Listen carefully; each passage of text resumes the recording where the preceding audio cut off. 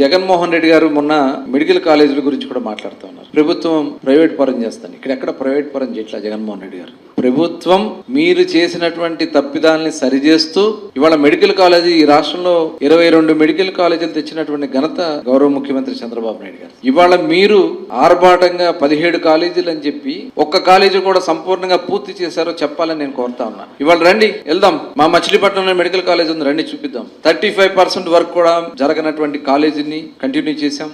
ఇవాళ 65% తీసుకెళ్లాం. First year start చేశాం, second year కూడా స్టార్ట్ చేస్తున్నాం, థర్డ్ ఇయర్ కూడా ప్రిపేర్ అవుతున్నాం. ఇవాళ కనీసం పునాదుల మీద కూడా లేకన కాలేజీల పరిస్థితి ఏంటో చెప్పాలని జగన్మోహన్ రెడ్డి గారు నేను అడుగుతా ఉన్నా. ఇవాళ ఏదైతే పునాదుల మీద కూడా లేకనటువంటి కాలేజీలని ఇవాళ పీపీపీ మోడ్లో ఒకసారి తెలుసుకోండి. పీపీపీ అంటే ప్రైవేట్ పబ్లిక్ పార్ట్నర్షిప్. ప్రైవేట్ సంస్థ కడతారు, ప్రభుత్వ నిబంధనల ప్రకారమే కాలేజీని రన్ చేస్తారు, సామాన్య ప్రజలకి సీట్లు ఇస్తారు, అతి తక్కువ రేట్లకి అక్కడ వైద్యం, అసలు ఫ్రీ వైద్యం అందిస్తారు. ఇవన్నీ కూడా అక్కడ మెడికల్ సీట్స్ కూడా రాష్ట్రానికి పెరిగే అవకాశం ఉంది. ఇవాళ మెడికల్ కాలేజీని అడ్డం పెట్టుకుని 6,000 కోట్ల రూపాయలు అప్పులు చేసింది వాస్తవం కాదని మేము అడుగుతా ఉన్నాం జగన్మోహన్ రెడ్డి గారిని. ఆ డబ్బులన్నీ ఏం చేశారు మీరు? దీనికి సమాధానం చెప్పాలి జగన్మోహన్ రెడ్డి గారు. ఎందుకు పూర్తి చేయలేదు మీరు?